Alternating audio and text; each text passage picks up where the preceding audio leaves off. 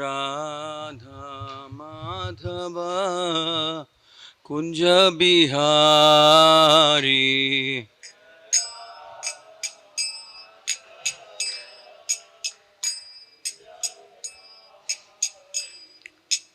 गोपी जन वल्लभ गिरिवरधारी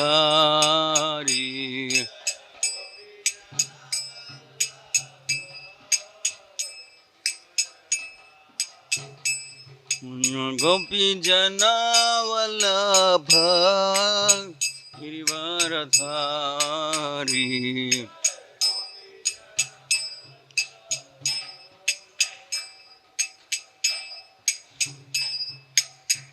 यशोदानंदन ब्रजजानरंजन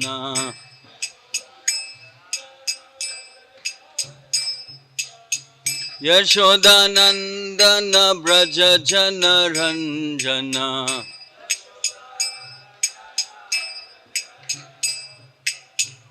यमुना तीरावनाचारी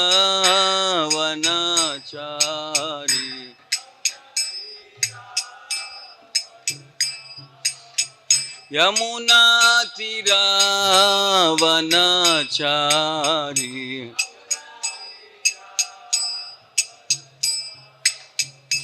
जय राधा माधव जय बिहारी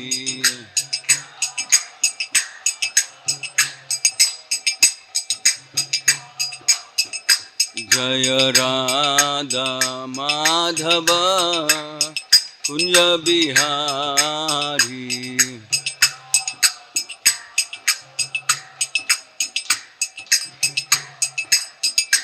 जय गोपी जन वल्लभ गिरिवरधारी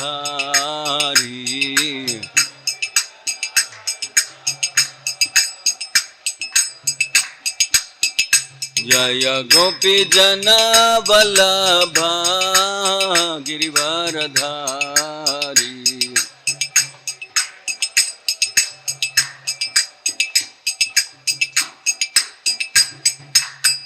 यशोदानंदन ब्रज जन रंजन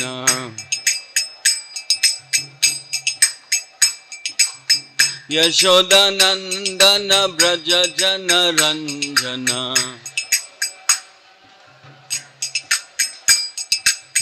यशोदानंदन ब्रज जन रंजन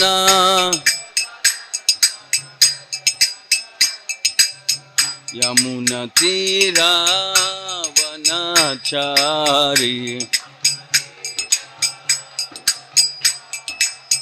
यमुना तीरावनाचारी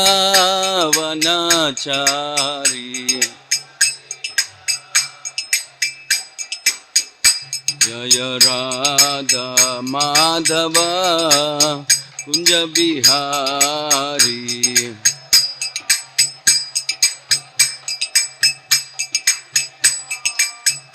जय Radha Madhav Kunj Bihari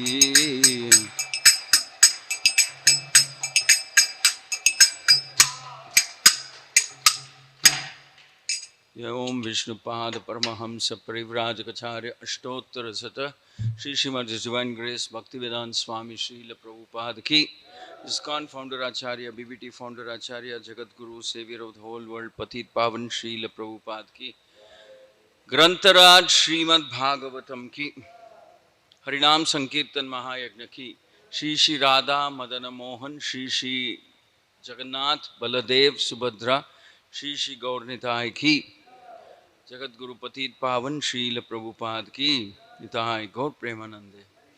All glories to the assembled devotees, all glories to the assembled devotees, all glories to the assembled devotees, all glories, all glories, all glories to Sri Guru Gauranga and Srila Prabhupada.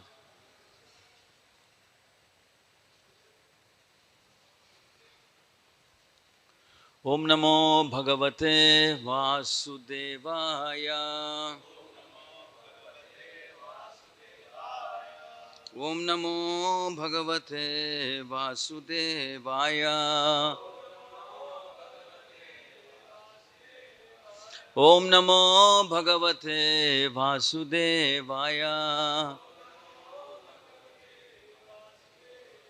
Narayanam Namaskritya Naranchaiva Narottamam Devim Saraswatim Vyasam Tato Jayamudiraye Nashtaprayeshu Abhadreshu Nityam Bhagavata Sevaya Bhagavati Uttama Shloke Bhaktir Bhavati Naishtiki. Reading from Srimad Bhagavatam, Canto 4, Chapter 29, Text number 11.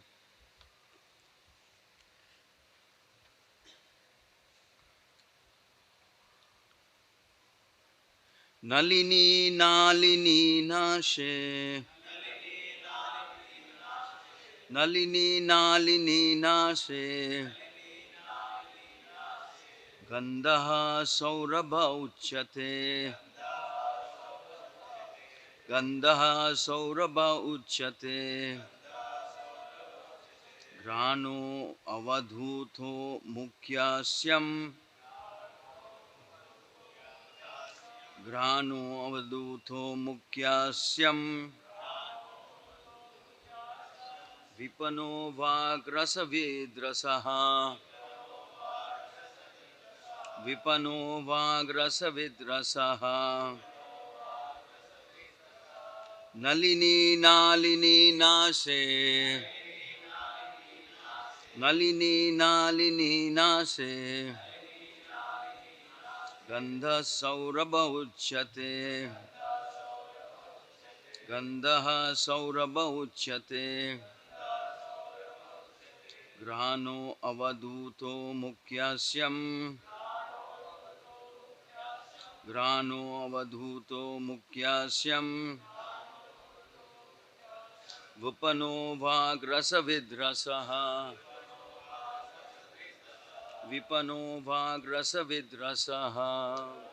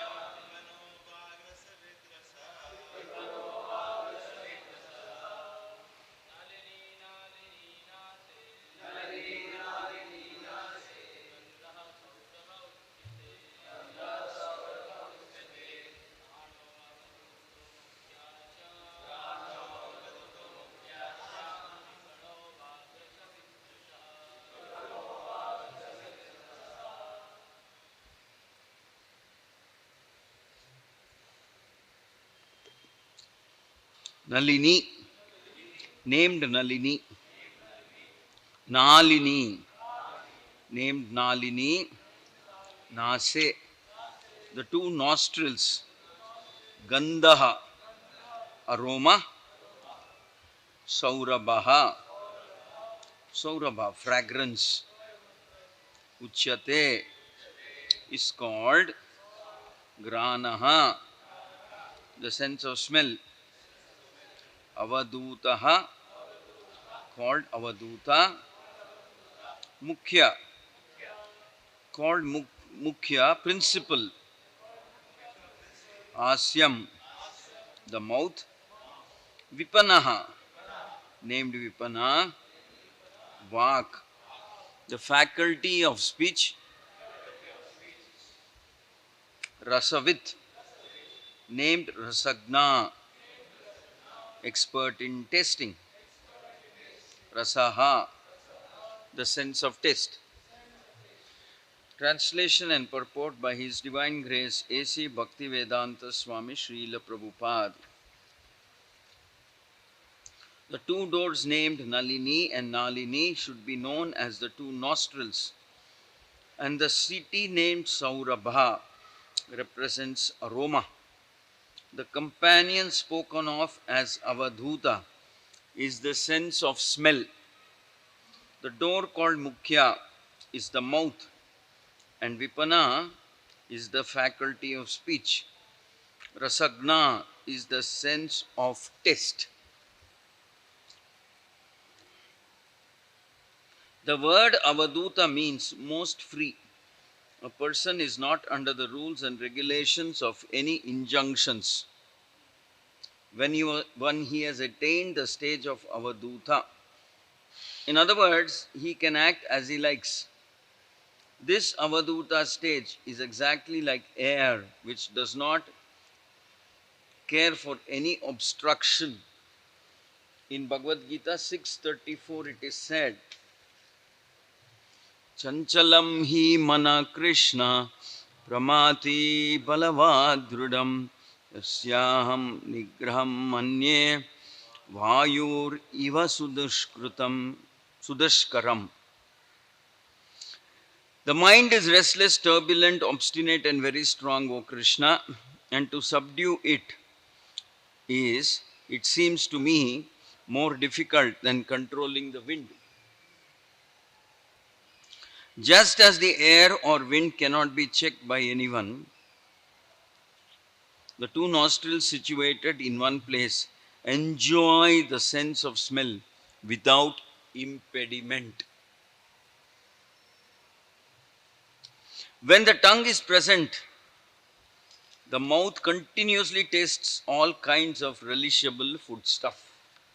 Om Ajnana Timirandasya Jnananjana Shalakaya Chakshurun Militam Yena Tasmai Shri Gurave Namaha.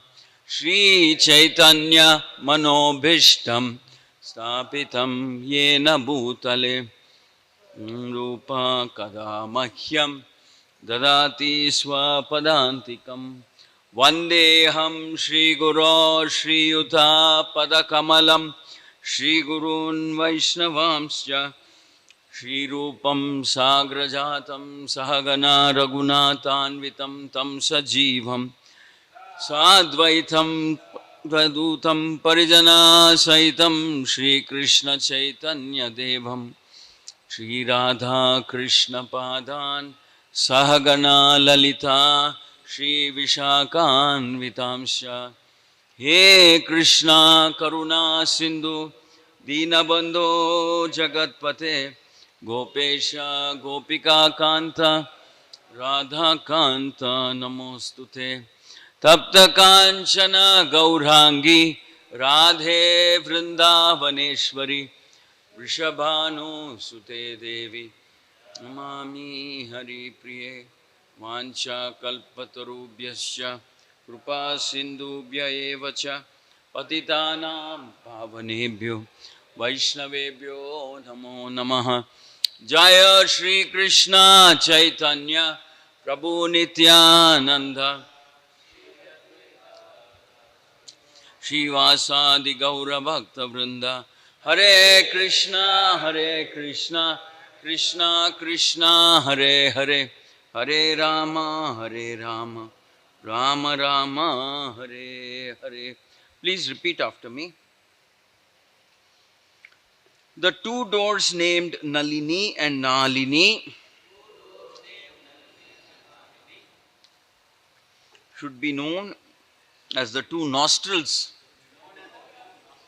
and the city named Saurabha represents aroma. The companion spoken of as Avadhuta is the sense of smell. The door called Mukhya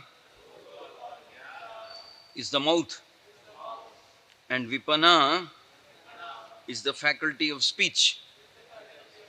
Rasagna is the sense of taste. Mukam karoti vachalam Pangum langayate girim Yat Krupatamaham Vande Shri Gurum Deenatarinam Paramananda Madhavam Shri Chaitanya Ishwaram. Hare Krishna. So in today's verse, Prabhupada, it appears, is speaking in the purport about the word Avaduta, and then he speaks about the nature of the mind.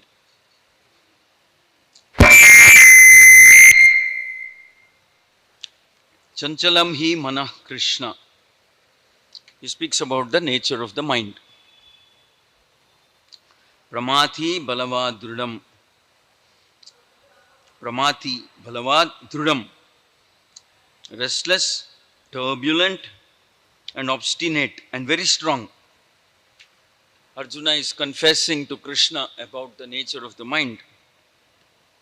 And then he admits that tasyaham nigraham manye. Nigraham, trying to bring the mind under control, vayuriva sudushkaram, is probably more difficult than bringing the wind under control.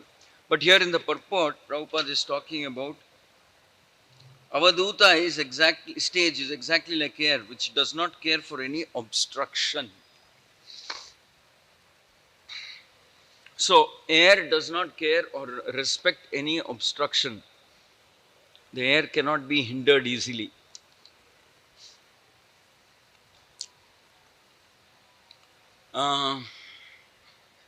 Because air will always find its way. Somehow or other it will find its way. It cannot be impeded, it cannot be hindered, it cannot be blocked. It's too vast and expansive to be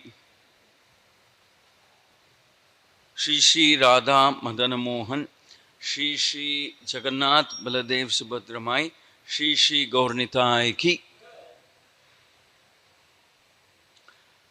So it cannot be hindered. And then along with that, in the purport, Prabhupada is from the Bhagavad Gita, not exactly Krishna's statement. The statement of Arjuna is being highlighted here, where Arjuna is admitting the difficulties involved in regulating the mind. It is very strong, it is restless, it is obstinate. He uses 4 words.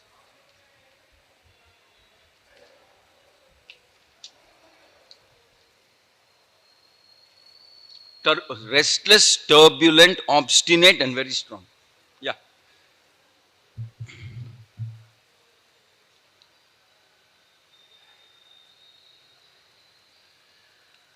Restless. Hello? Sorry. Restless, obstinate, turbulent, and very strong.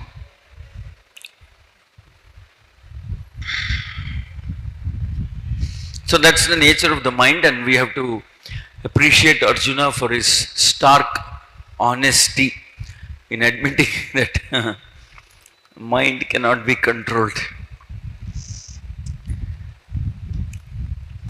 This is a portion of the conversation when Arjuna is so helplessly pleading with Krishna, saying, I just don't know how to control the mind, which is by its own nature, it is very obstinate, very turbulent, very restless, and very strong.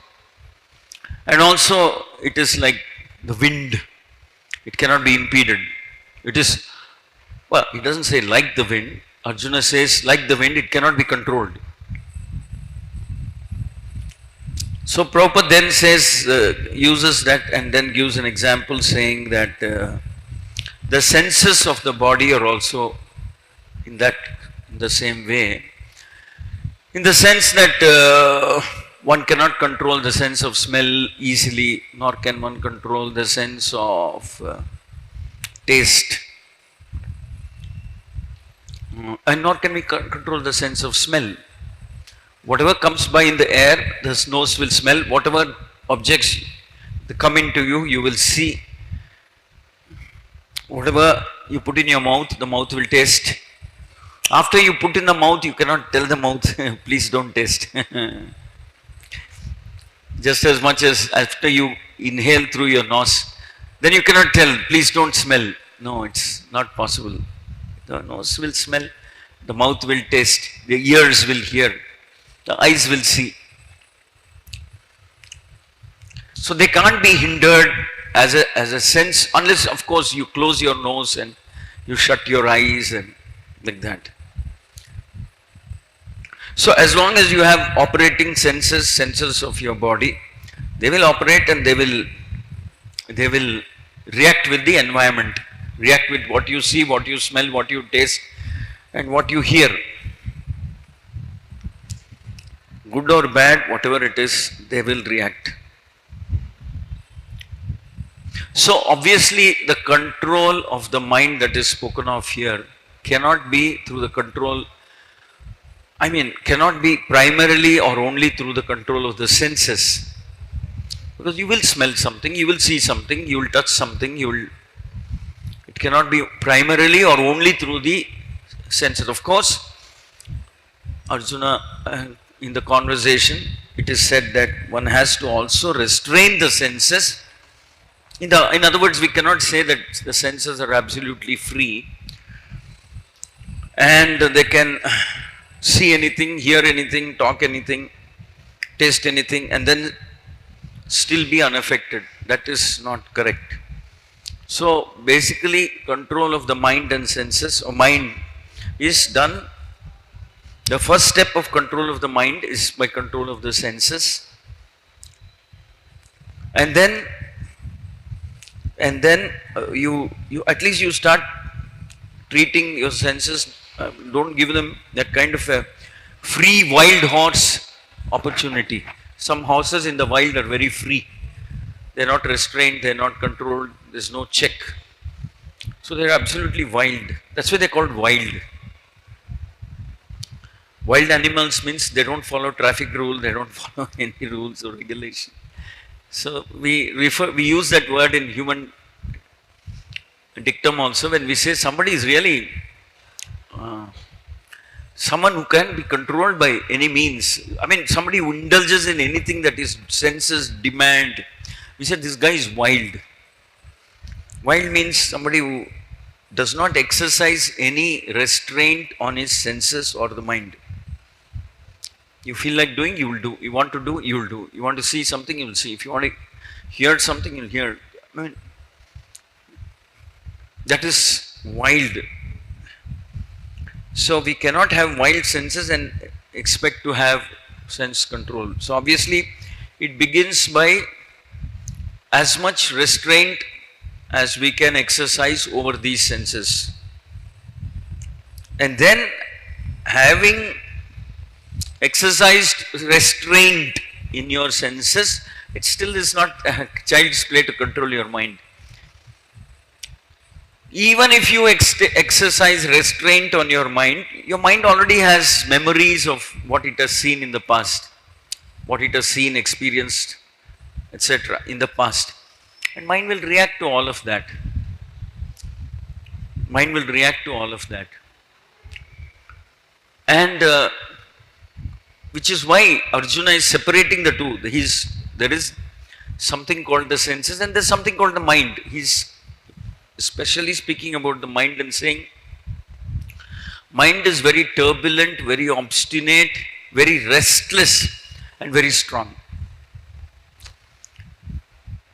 So this is the nature of the mind. Hence Arjuna is saying, what kind of self-control or sense control you can expect me to practice, given that my mind is like that and my senses are wild.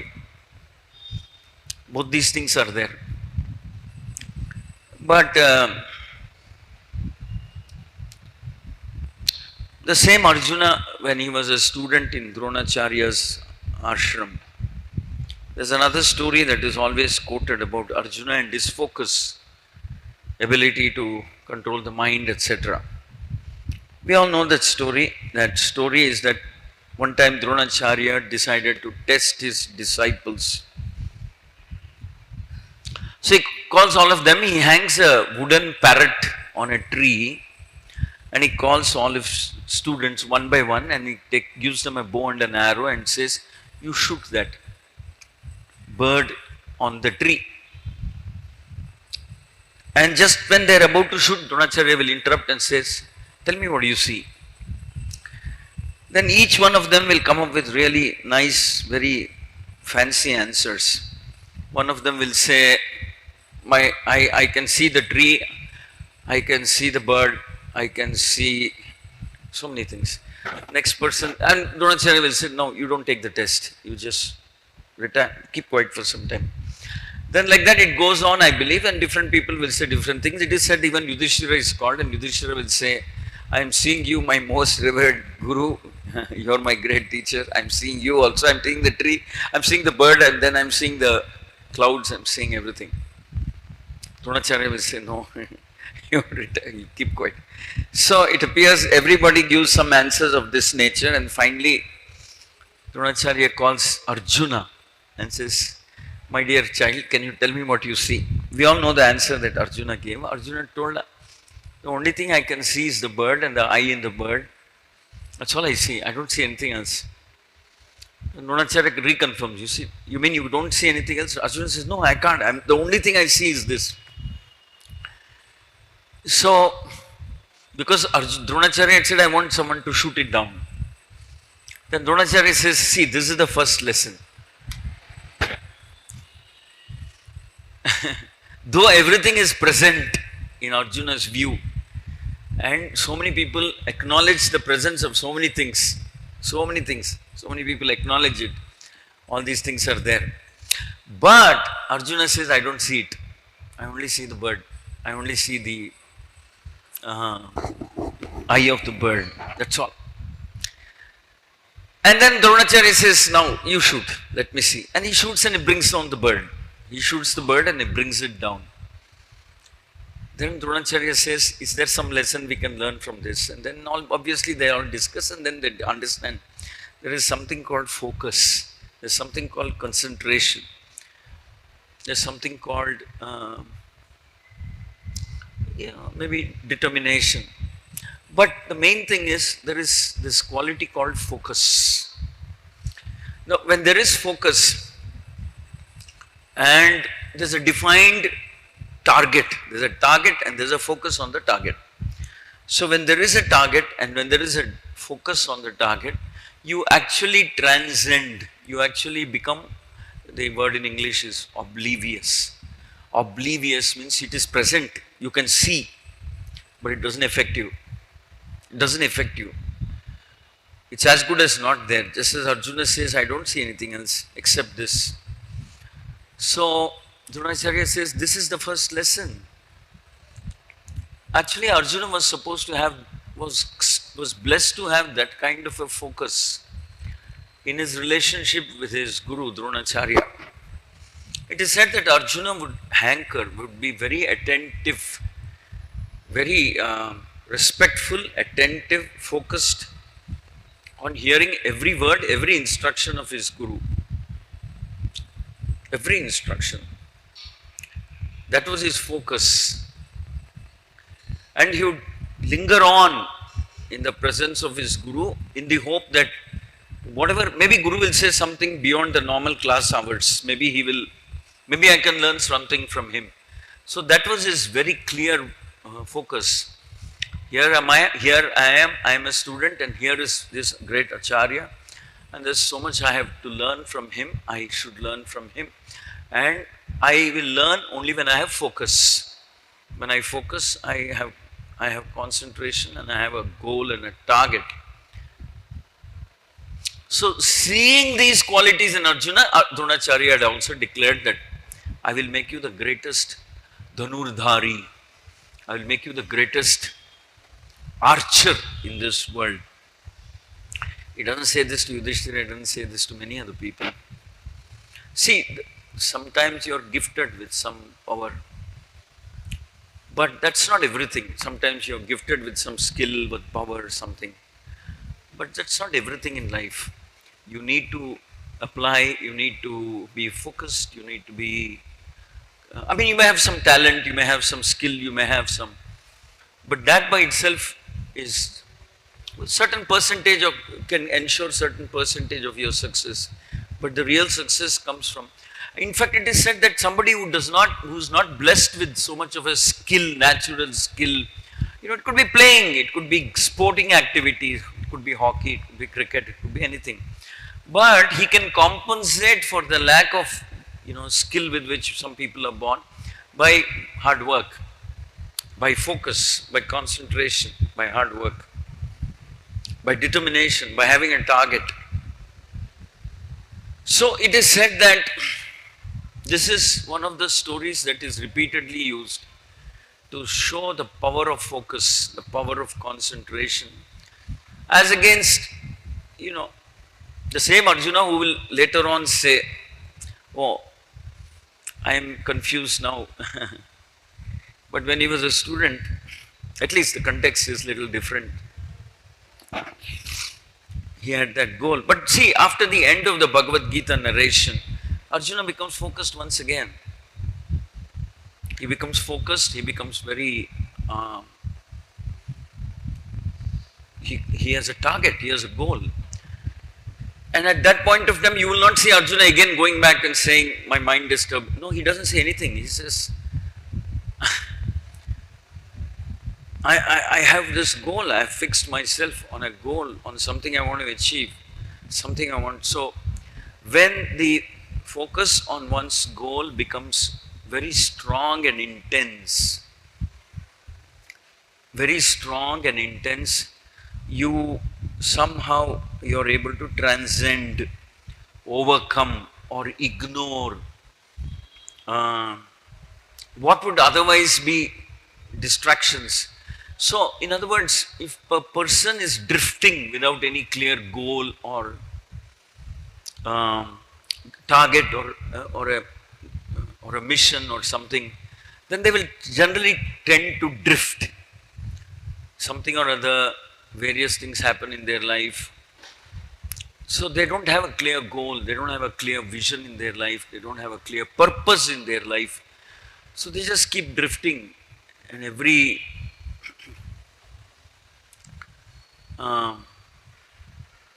everything becomes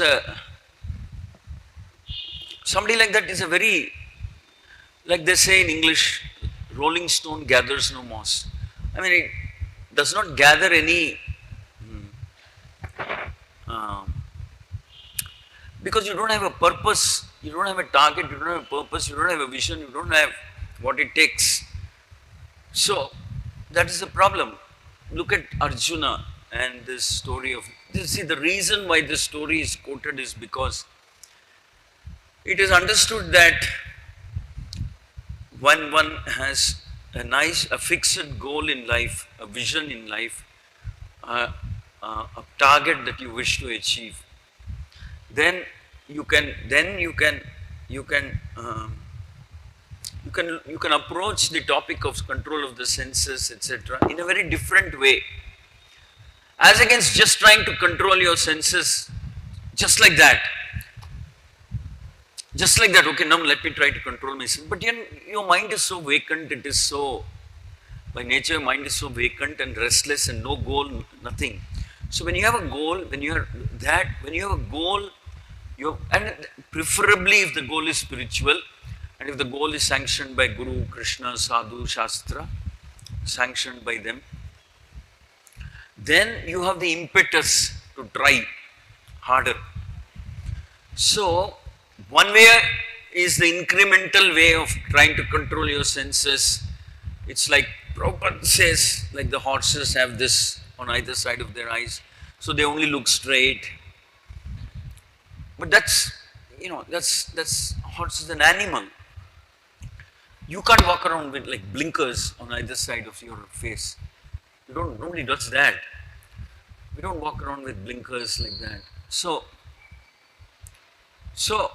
if you were to look at it, one way is the incremental way, which means go on trying sense control, then maybe you try some meditation, then you try this and that. But Arjuna says, he says that I may externally appear to be refraining from activities of sense gratification, but what about internally? I don't see any transformation internally. Externally, I am refraining, I am not indulging in activities dictated by my senses, but internally so Arjuna says, I mean, the Bhagavad Gita is said that such a person is a pretender. Now, the point there is that he doesn't have a goal. He doesn't have a vision. The same Arjuna who speaks like this in the sixth chapter, I think, I don't know which chapter that is. 634. In the sixth chapter, towards the end of the Bhagavad Gita, is a completely transformed person. Because Krishna helps him develop a vision of fighting for the truth, for dharma. And it is not a fight between two cousins, etc. It is a battle for dharma. It is a battle for restoration of dharma. It is a battle to defeat, the quote unquote, the evil-minded Kauravas. And it is a fight in which Krishna is personally participating. It is a fight to bring Yudhishthira what is rightfully due back to Yudhishthira. And then the most important thing being, Krishna clarifies that this is something I want to achieve. Will you help me or not? I want to achieve this, so I would like you to assist me, help me to achieve this. So Arjuna reprises his role, and he understands now that whatever he has to do has to please his Krishna. And it's a dharmic war. So he does not have any more of those dualities in the mind or something. And it is very clear. So you won't find Arjuna in the end of the Bhagavad Gita saying, oh, the mind, yes, the mind continues to be obstinate, restless, turbulent and very strong. But Arjuna knows how to twist that mind and to make that very mind into a favorable friend, because he has a goal. Just as he had a goal in that example given the Dronacharya Arjuna example, he had a goal. So in the absence of a goal, it is like applying techniques of meditation, sense control, mind control, that are not really very effective, or shall we say, they're not as effective as having a goal, having a target, having a clear, defined goal, target, vision, aim in life. So Arjuna's aim in life becomes transformed, and he says, no, I have to fight this battle, because he looks at it as, here's an opportunity for me to serve and please Krishna. By my sincerity, by my dedication, here's a chance for me to serve, to please Krishna, because I have a goal, very clear goal. And when one has a clear vision and goal, like the scriptures say, one automatically achieves sense control. One automatically achieves sense control. The problem is we allow our mind to be in vacuum. We have a state of vacuum in our mind. We are not completely absorbed spiritually. I mean, this is true even in the material world. When somebody has a vision, like wanting to be a big sportsman, wanting to participate in the Olympics, or something, he wants to break the national record, wants to win some tournament or something, which is very difficult to achieve, which is a very difficult, big target, then they're focused. They're very focused. You can't distract them easily, because they have a focus. You see this quality among the disciples of Srila Prabhupada in the sense that they have a focus. They're always thinking, imagining, meditating, contemplating on some instruction given by Prabhupada. If they're lucky, they're talking about some specific instruction that they've got from Prabhupada, or maybe some general instruction that they want to, or maybe some. So if you pick up a goal, which I also want to add a caveat to this, saying that it better be a goal that is sanctioned by Guru, Krishna, if not your senior authority, your Vaishnava, some senior person, sanctioned goal. I mean, in that sense, you could say Duryodhana also had a goal. Somehow or other deny Yudhishthira of his kingdom by any means, any means. So you could say Yudhishthira was also equally focused. But I think that is categorized as being demoniac, devilish, demoniac focus. Because it wasn't a goal that was sanctioned neither by the scripture, nor by Krishna, nor by Dharma, nor by his own guru. It wasn't sanctioned. But it is also said in our scriptures that when we work on a goal sanctioned by Guru Krishna, then it has the potency of the mercy of Guru.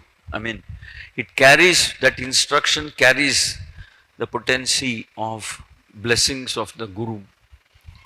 And it is said that when Guru mercifully glances and, the Lord, we are doing it for the pleasure of Krishna, Guru, fulfillment of Guru's order, then it is said that extraordinary accomplishments may follow. Very extraordinary, adbhuta. Adbhuta means unbelievable, wonderful accomplishment. So the key thing for mind control is not, we should not, it does not begin and end with controlling your senses physically. No, it doesn't. While controlling your senses physically is an important component of mind control, but that by in and of itself cannot contribute to mind control. Sense control cannot by itself contribute towards mind control. That's a completely different thing. So how do we control mind? The first thing is, of course, we have to practice sense control, because we can't have wild senses and then at the same time very soft and peaceful mind. You can't have wild senses and peaceful mind. They don't go together. It's like a bit of an oxymoron thing. One thing kills the other. So, as far as mind control is concerned, we have to be very clear. We have to have a goal. We have to define a goal. Goal for life. Goal for, at a personal level. Mid-term goal. They say all kinds of things. Mid-term goals, long-term goal. But goal for the day also. Goal for the moment. Goal for the hour. The next hour. Goal for the day. That's how we win this battle. We win this battle when we win this battle one day at a time, one moment at a time. And the more we contemplate or think about, here is my life, and my life is an opportunity to fulfill the instructions of Guru Sadhu Shastra. And constantly build your intensity. The other thing that is spoken of in mind control is do whatever you're doing with intensity. Now, what does this intensity mean? Intensity means put all of one's energy, concentration into what you're doing. Intensity means put all of one's energy, concentration, senses into what one is doing. Not approach something casually. Not approach something casually. So the opposite of intensity is casual, being very casual. So we have to have a goal, and what's the point in having a goal if it does not drive you, if there is no drive to achieve it? So you should have a goal, and like I said, preferably sanctioned by Guru, Sadhu, Shastra, your senior devotees, whom you're working with, whom you're serving under. And that goal should be 360 degrees in the sense that it should do with your life, with your values, with your behavior, with your thought, everything. It should cover 360 degrees. It should cover your ability of the mind to think and contemplate. Even that it should cover. It should challenge the mind.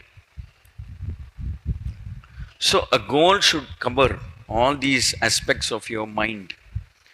The ability of the mind to think, to contemplate, to plan, to bring some energy, this different things, all of that, mental faculties and functions, it should cover. So you should have a goal, and the goal should be relevant on a day-to-day basis. The goal cannot be after I'm 50, I'll 50 or 60, I'll take Vanaprastha and then I'll start focusing. That's not a goal. I mean, that's quite okay, but I don't know how much it will help you in your present life. A goal should be something that you can relate to now, at this moment, now in your life.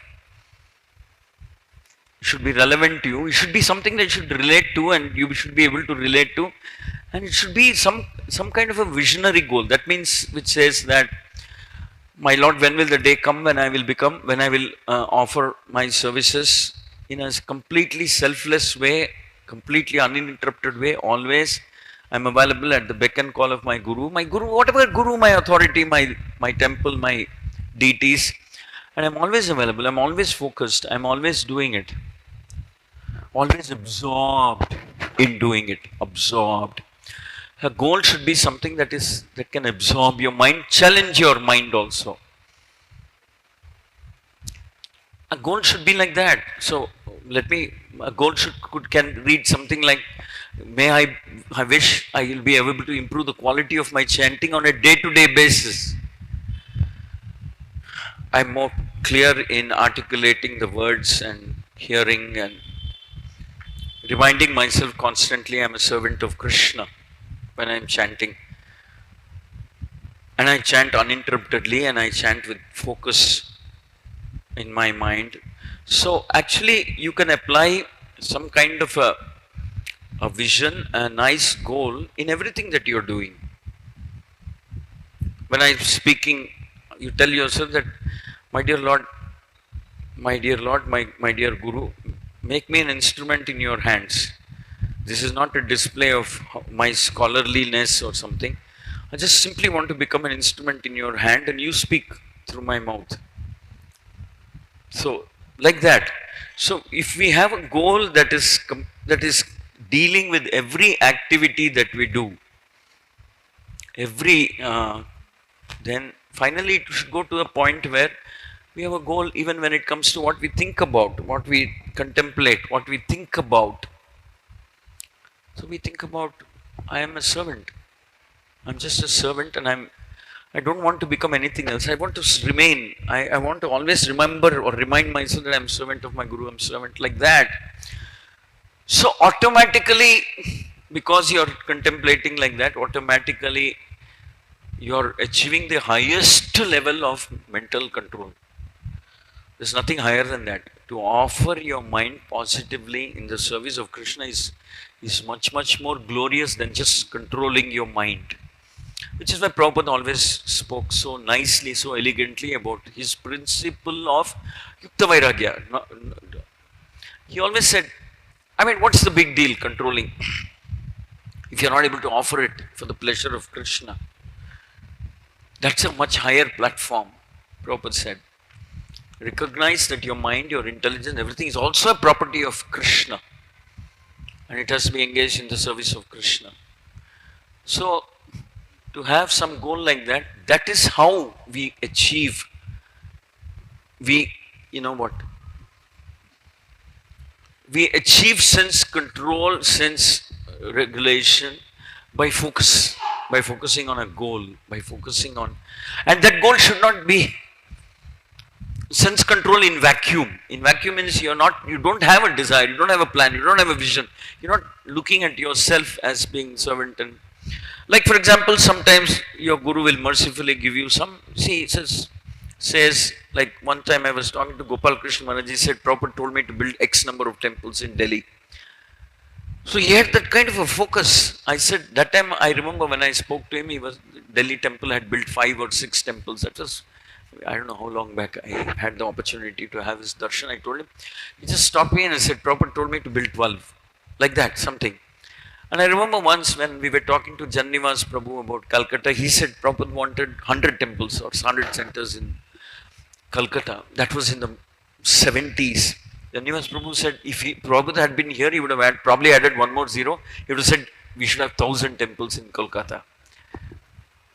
So some goal like that, you take it up and you start, whether you do or not, Krishna. But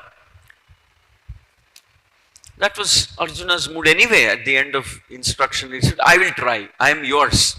I will try. I am offering myself completely in your hands. You tell me what to do, I will do. Because I understand this is a dharmic war. This has to be won because you are a stakeholder. We are fighting this battle for your sake. There's no way we can let you lose. So you are engaging us and we want to win this battle for you. For you. So that is how Arjuna fights. That is how Arjuna fights. So one thing is to have material goals. I want to win a medal. I want to do this. I want to be that. But other thing is, of course, I'm not saying it's bad, but we all know that that may not actually satisfy you. You may win something, but after some time, that happiness associated with that will fade out and become zero. But then, when you do spiritually, it's different because Krishna is grateful. Krishna is very grateful as a person. He very lovingly acknowledges your service. Krishna is always telling himself, these residents of Vrindavan have given me unlimited pleasure, unlimited happiness. How can I serve them? How can I serve them? Krishna is always contemplating like that. Krishna is grateful. Krishna by nature is grateful. Krishna by nature loves to reciprocate. Oh, you're doing so much for me. Let me see how much I can do for you. That is Krishna's nature. And also, it gravitates to another point that we are actually servants of Krishna. Jiver Swarup Hoy Krishnera Nityadas. So, in other words, Chaitanya Mahaprabhu has taught us a method, Krishna has taught us a method of not making this subject of sense control so complicated, because if you approach sense control in isolation, divorced from the concept of bhakti, then it becomes insurmountable. It's very difficult to, you're divorced, you have nothing to do with bhakti, you don't have a spiritual vision, you don't want to please Krishna, you don't understand you're a servant of Krishna, you don't understand that Krishna or Guru or somebody has given a goal that is worth working for, achieving. You don't have that. Then you're trying to do self-control, and that's all meditation. And Prabhupada says, yeah, artificial. Prabhupada says there can be no perfection if in whatever you're doing, the result is not being offered for the pleasure of Krishna. There can be no perfection.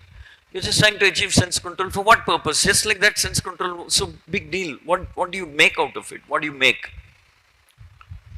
Like the Mayavadis, some of them have practiced and perfected the art of sense control. But do they gain? Does the society benefit, or what is it? Actually, Prabhupada says they run the risk of fall down anytime. Because it's not offered to Krishna. Offering to Krishna makes everything complete and perfect. It makes our spiritual endeavor. It makes every endeavor perfect and spiritual when it's offered for the pleasure of Krishna. So you can see, there's the story from Mahabharata, and right at the beginning of Bhagavad Gita, Arjuna is saying, I don't know how to control the mind. I don't think it's possible at all. And the same Arjuna towards the end of Bhagavad Gita is roaring like a lion. He's roaring. I don't have any doubt. I know what to do and I will do it. I am focused and I am grateful to you for removing the demons in my mind. I am very clear about what I want to do. What I want to do is it's not a boastful statement. It's a statement where he's asserting his identity and saying, I want to serve you, I want to please you, I want to be an instrument in your hand. And that is very sacred for me now. So, just as much as you see, because Dronacharya told Arjuna, I want you to hit that becomes a goal, becomes the goal of the moment.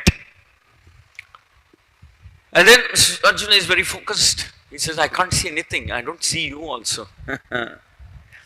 So, for us, Prabhupada has mercifully given us many goals. If you chant nicely, remembering that you're servant of Krishna. And in some way, if you want to connect it with your service that you're doing, I have to do this service because I want to please Krishna. That's what I want to do. And for me, the foundational spiritual practice is chanting. So I want to chant so that I keep reminding myself I'm servant of Krishna. I'm insignificant servant. I'm not the master, nor am I the enjoyer, nor am I anything. I'm just servant. I want to serve Krishna. Like that, you remind yourself. So when anything gets connected to Krishna, then it's different. We achieve sense control. Now, actually, to say we achieve sense control is a very... we achieve perfection of the existence of the senses when we are offering them in the service of Krishna. Actually, you achieve perfection of everything in life when you offer it to Krishna. A state of perfection is achieved when we offer to Krishna. When we recognize it, when we recognize it, it belongs to Krishna anyway. That's even better. So, if you look at this verse where it is said that the senses tend to act rather independently. Whatever goes into the nostril you smell, whatever comes in front of your eyes you see, whatever, and the example Prabhupada is giving is that of the wind and the mind. It may appear like it's a very Herculean Himalayan task, but practically speaking, for everything there is a workaround. There's always a smart workaround for devotees. That being, when you are rich in your consciousness, you're blessed, you're very opulent in terms of having a goal. When someone has a goal, I'm just giving an example. His Holiness Japataka Maharaj said, you should have 100 centers in Bangalore. So that's a constant managerial focus for us. We're always thinking, we really don't know how to do it. We have no idea if we will do it, but it's a focus. It drives us in Bangalore. I mean, like that, Guru Maharaj just said many things. I mean, many acharyas, Radhanath Swami would have said something about Chaupati. And by the way, Radhanath Swami developed Chaupati because at one time Prabhupada passed by and said, I'd like to have a center here or something like that. So that became their goal. That became their contemplation. Because they have a goal. And that goal is sanctioned by scripture, by Guru, by Krishna. And then when we read the scripture, we remind ourselves that this is pleasing to Krishna, pleasing to Vaishnavas, pleasing to Guru, that we are spending some time reading, hearing, chanting nicely, and serving the goal that you have, and serving the Vaishnavas. All of this you do with a goal, because this is very pleasing to Krishna. So we have to understand that the most important step, and that goal should not be selfish, in the sense that I should become the biggest book distributor, I should become the best brahmachari, it should not be self-centric. It should be somehow by the mercy of Guru, Krishna, sadhus, etc. If in this lifetime I can constantly focus on whatever instructions I have got and endeavor to try to fulfill them, that is a success. That is a success. And whenever I make some progress, recognize that this progress is happening also because of the mercy of Guru, Krishna, sadhus, Vaishnavas, colleagues, etc. Because on our own we can't navigate through this world. It is not easy. Assuming that you have a goal also, it can be very tricky. Even assuming that you have a goal, maybe some contamination will enter in that goal. You'll start thinking, oh, I built these temples, nobody has done, I've done more temples than others, whatever. Some subtle contamination can creep in. So as long as we are begging and receiving mercy from Vaishnavas and like that, and then we have to understand that it is only because of their touch there is purity in our thoughts and life. Purity in our thought and life comes from the mercy, the merciful glance of devotees, whomever we work with. So, to conclude, I would like to say that we should have a goal. We should focus on the goal. And then I also spoke about doing so with intensity. That means you put your energy into it, not in a very sportive, casual way. The kind of focus that Arjuna brought while he was wanting to shoot or in the battle of Kurukshetra, the kind of focus he brought, intensity he brought. Intensity is also important. Otherwise, the point of having a goal may not be as effective. So you need intensity. And then your whole mind becomes absorbed in wanting to achieve something for the pleasure of your Guru. Hare Krishna, Hare Krishna, Krishna Krishna, Hare Hare, Hare Rama, Rama Rama. Thank you very much. Any comments, questions? Somebody has?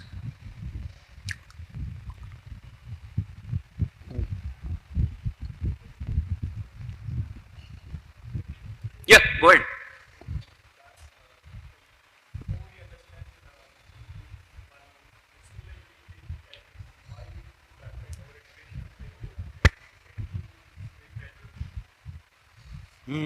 Correct.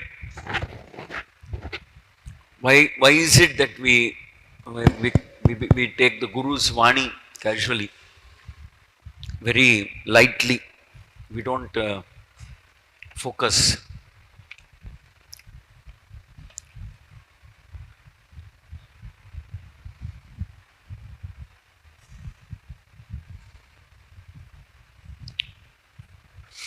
One is you have to, if possible, you have to make some philosophical adjustments in your thinking by understanding that nothing is more important than pursuit of the Guru's instructions as it comes down in the parampara.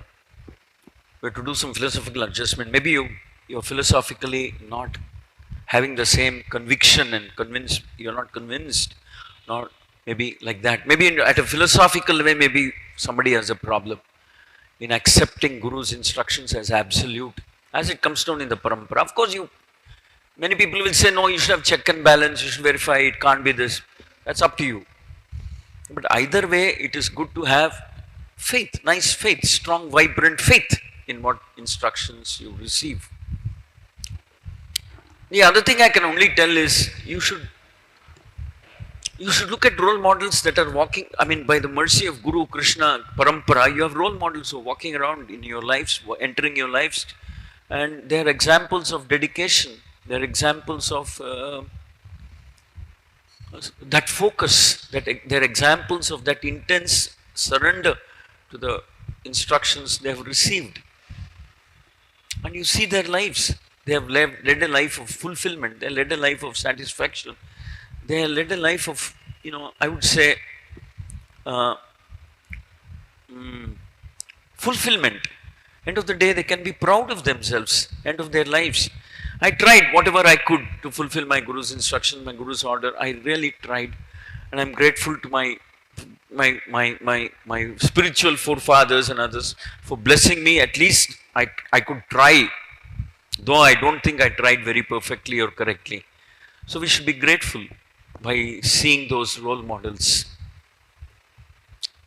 And then, of course, by studying the scriptures, like when you read the example of Arjuna, you should contemplate. Intelligence is meant to contemplate. Intelligence is meant to analyze, contemplate, analyze, understand, and apply. And apply. What are scriptures meant for if we cannot derive these examples and apply? Prabhupada's life is a life of dedication to his Guru's instructions. Chaitanya Mahaprabhu's life is a life of his dedicating to his Guru's instructions.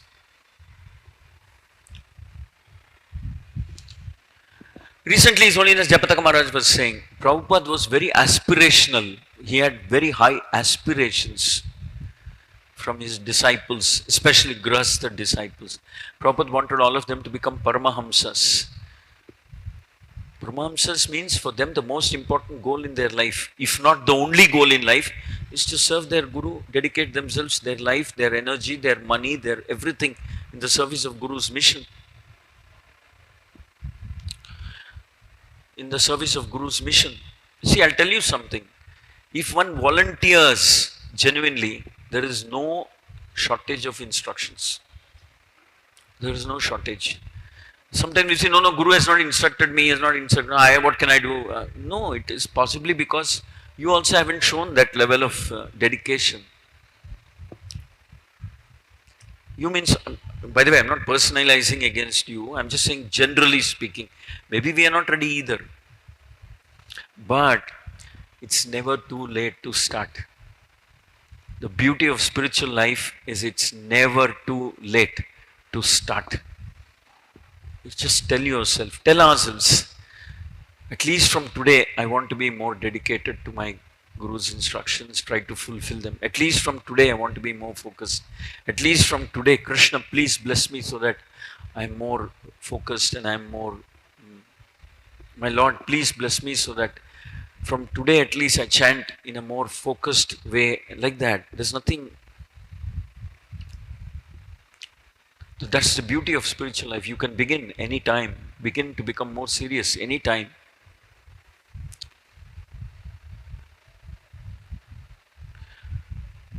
If you ask me, I'll say that is the goal. That is what we have to endeavor in this life, to increase our focus, to increase our intensity, to increase our dedication, to increase our sincerity. Actually, what you're thinking is very nice.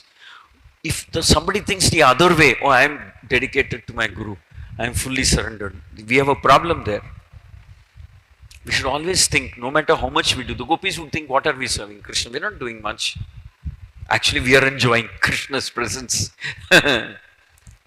So we should always think, no matter how much we serve, how much we do, whatever we do, we should always tell ourselves, I'm not doing much. There's more, so much more I could have done, so much more I should have done, so much more I can do if I'm more purer and more surrendered and offer myself unconditionally to my Guru's service. So it's a very healthy feeling. But we have to keep trying. We have to be honest with ourselves also. We have to keep trying.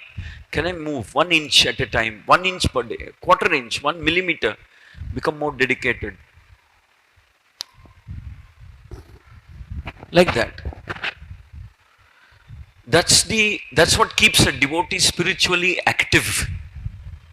If he stops thinking about growth, improvement spiritually, dedication wise, sincerity wise, then we have a problem there. Then he's not very active. He becomes stagnant.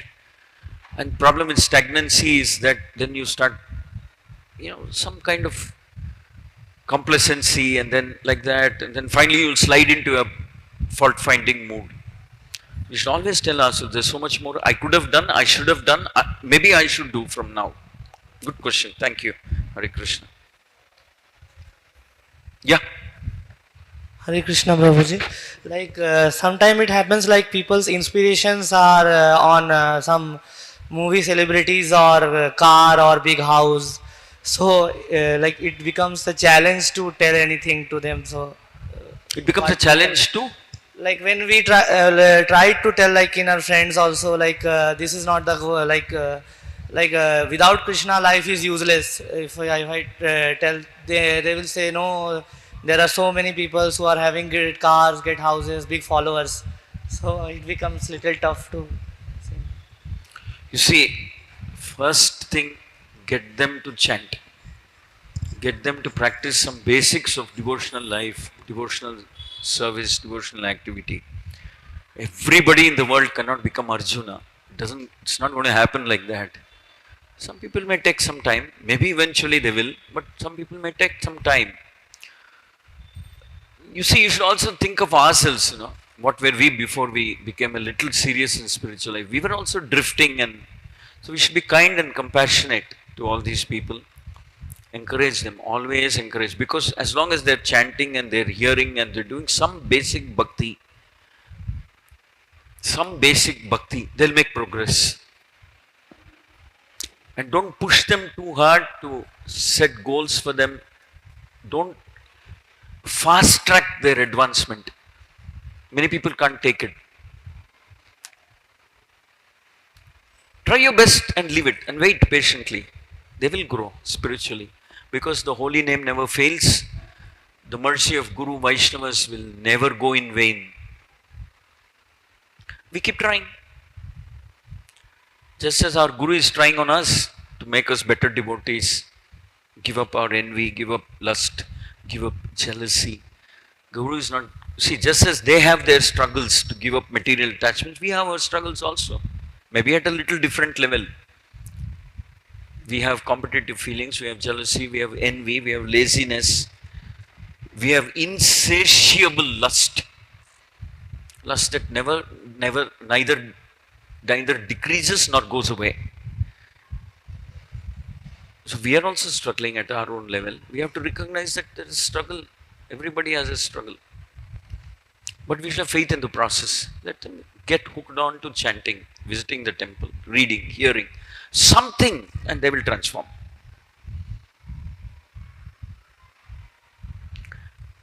Transformation will not happen so much by what we say. Transformation will happen more by what they see.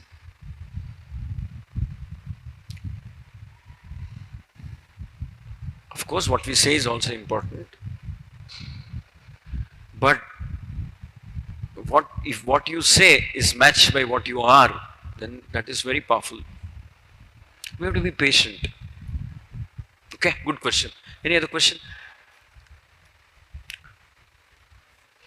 ग्रंथराज Shrimad Bhagavatam की, जगन्नाथ बलदेव सुभद्रमाय, श्री श्री गौरनिताय, श्री श्री राधा मदन मोहन की।